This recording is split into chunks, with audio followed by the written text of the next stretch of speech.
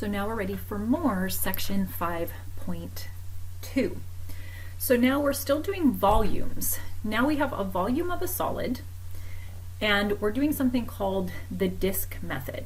Now in the disk method, what happens is that you have a function that is bounded by, so you have the function, and then you have the x-axis, and you have some limits of integration from a to b. And then what happens is that function gets rotated around the x-axis, and that's a solid that's created. And then our job is to find the volume of that solid. Now, I'll take a look at the next picture here. So as an example, we have a function here. So it's just this line from here to here is the function.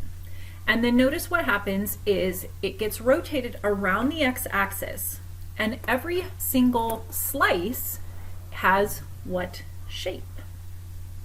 So if you notice that it has the shape of a circle, well, that's what it has, and that's why this is called the disk method, because each one of those slices can be thought of as a disk, and then we're adding up an infinite number of disks. So I have an example of one maybe in real life here.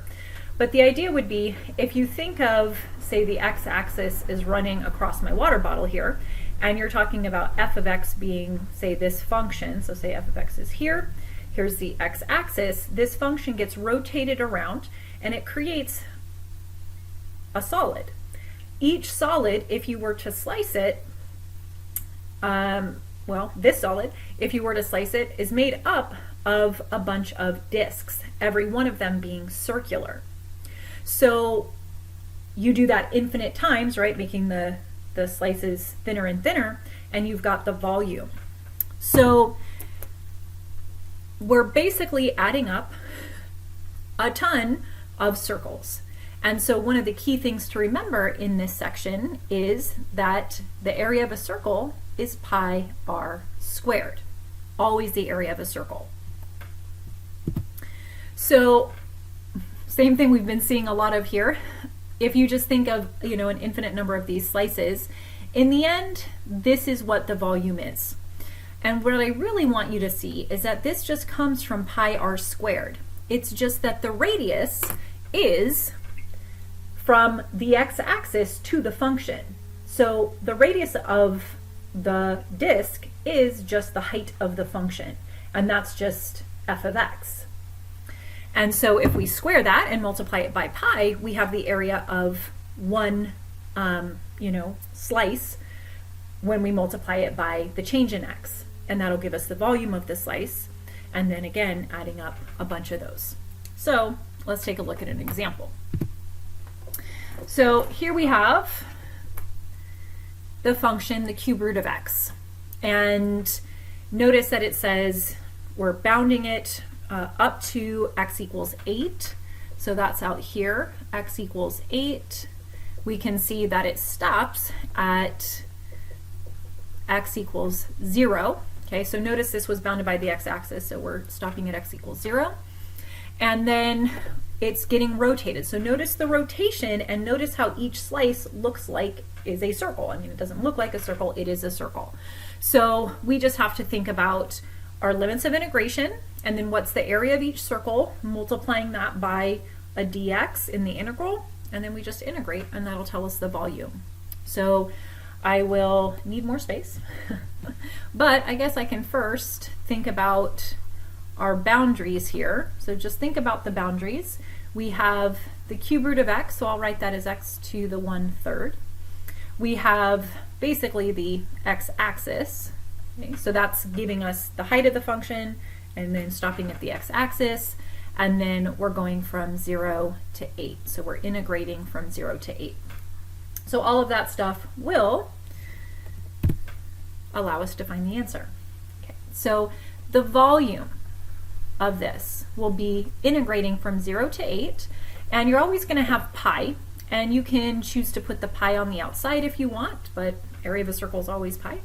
So this circle has radius, and maybe I'll come back here just to remind you, but the radius, this distance right here is the radius of the circle.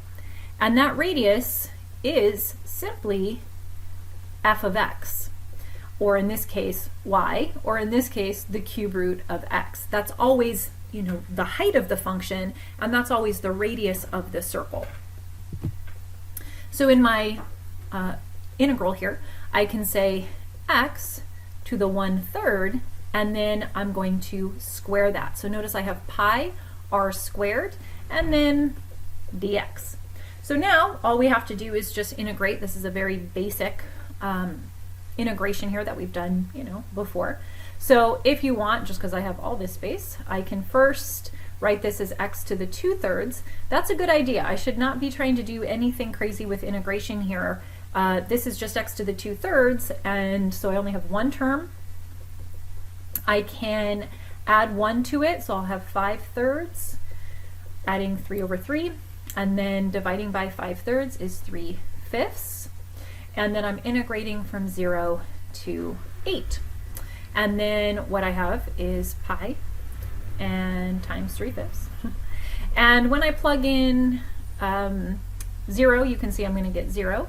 When I plug in 8, I'll have 8 to the 1/3, and that's going to be 2, and then 2 to the 5th is 432.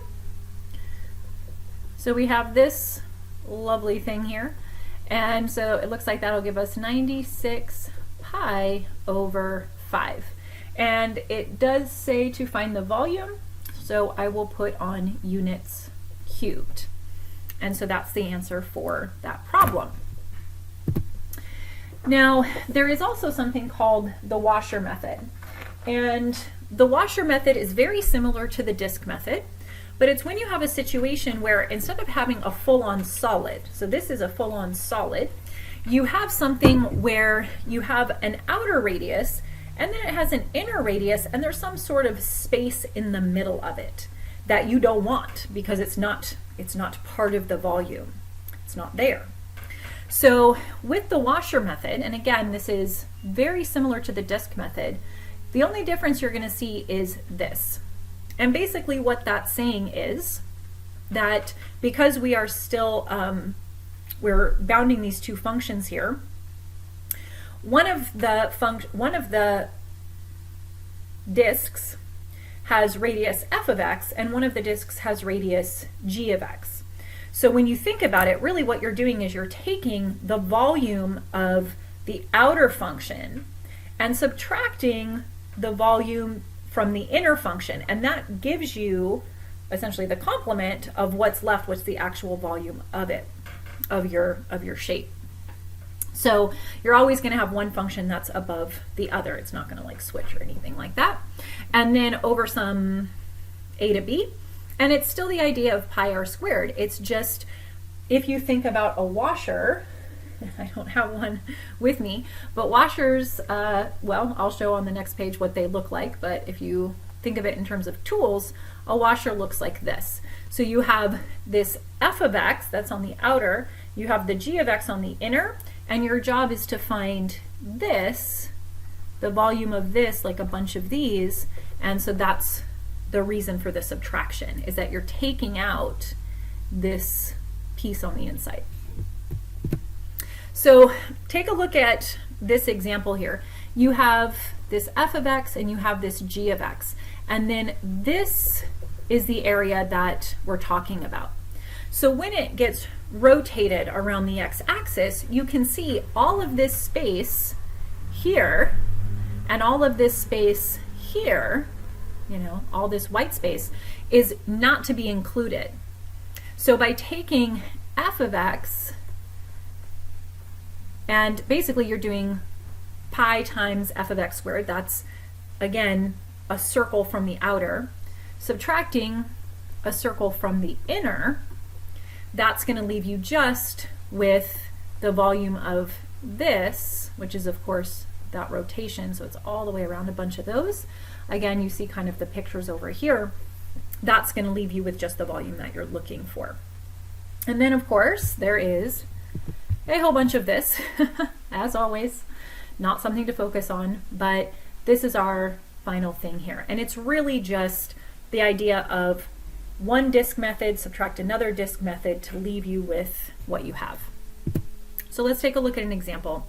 So here we have y equals x squared and x equals y squared, and they meet up, and then they're rotated around the x-axis. So notice what we have here is only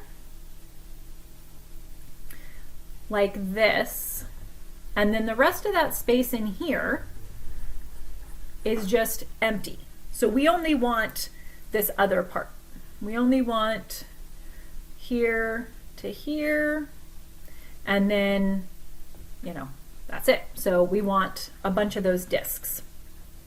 And so what we have to do is basically, again, like I said, take the outer volume, subtract the inner volume, and that'll leave us with what we need, what we want. Okay, so the idea here is this is the outer, because even when it gets rotated, it's still, trying to think of how you guys are looking at this, it's still always on the outside. So that's the outer function. So that has to be your f of x. And then down here, this is that inner function. So it's always on the inside of this picture. And that's going to be then your g of x. Okay. So remember too that if x equals y squared, then that means that y equals the square root of x plus or minus. But if we look at our picture, we can see, you know, we have y equals the square root of x. That's the positive of that. It's actually, you know, this function here. So the outer function is y equals the square root of x. The inner function is the x squared. Okay, so see that just because x squared is a parabola and square root of x, I should go like this for you, goes like that. Okay. Notice as well that from the picture we've gone from 0 to 1. We could also set the two equal to each other and see where they meet up. That's a possibility. But that'll be our limits of integration. So we have that the volume is going to be, I'm going to put my pi on the outside, 0 to 1. And then we have essentially the outer function squared minus the inner function squared, and then of course it'll be dx here. And again, that's because the outer function, that is the radius, is whatever that outer function is, the outer radius. So sometimes you'll also see different videos and stuff using the idea of radius 1, radius 2. So like I said, our outer function is the square root of x squared, because that's the height of the outer function. And then our inner function is the x squared. So we'll put that in, x squared and then squared. And then we also need our dx. Then as we go along, we can simplify. We've got 0 to 1, we've got x minus x to the 4th, and that's going to be dx. We've got pi, we've got 1/2 x squared, we've got 1/5 x to the 5th. That's from 0 to 1. So I'm just using, you know, these are just basic integration techniques here. And put my pi on the outside. So now when we plug in 1, I get 1/2. When we plug in 1 here, I get 1/5. And when we plug in, of course, 0, we don't get anything.